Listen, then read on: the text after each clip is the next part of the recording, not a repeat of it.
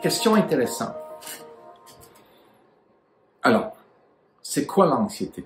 Et l'anxiété est une alarme qui sonne face aux menaces. C'est-à-dire que l'anxiété est une peur qu'une mal arrive. C'est une alarme qui sonne face aux menaces qui sont évidemment des dangers de différentes sortes. Les peurs peuvent être divisées un peu généralement en trois catégories. Trois types de menaces. Menace numéro 1, c'est menace au corps, à la survie. Donc, quelqu'un qui a peur d'un avion parce qu'il a peur que ça va s'écraser, a peur de mourir essentiellement. Quelqu'un qui est un hypochondriaque, qui a peur de la santé, des maladies et tout ça. Essentiellement, c'est nécessaire d'avoir peur de mourir parce qu'on a besoin de se protéger.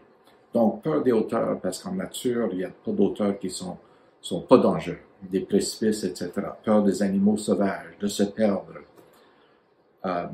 Toutes les circonstances où on a peur d'être coincé. Ça reflète essentiellement la peur au corps, menace physique. Un autre type de menace, c'est menace à l'esprit. J'ai peur de perdre ça. Je dois rester en contrôle.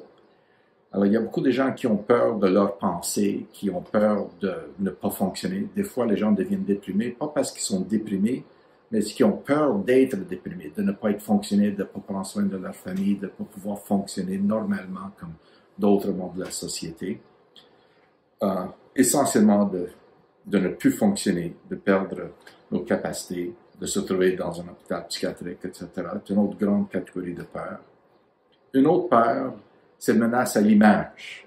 Parce que pour survivre, il faut que je sois accepté par mon groupe qui va me protéger quand je suis seul, etc., quand je ne trouve pas ma nourriture. Mais ceci implique que j'ai peur d'être jugé, de ne pas être accepté. Donc, tous les anxiétés sociaux se comprennent comme menace à l'image.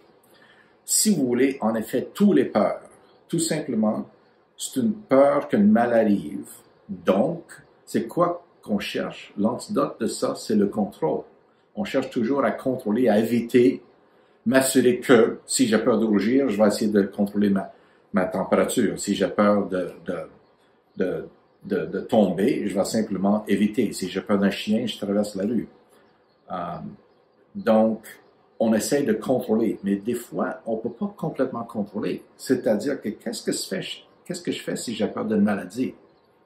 Je ne peux pas complètement contrôler la maladie, alors je dois aussi être capable de faire face à ça. Tout ça pour dire qu'on cherche le contrôle quand on est en danger.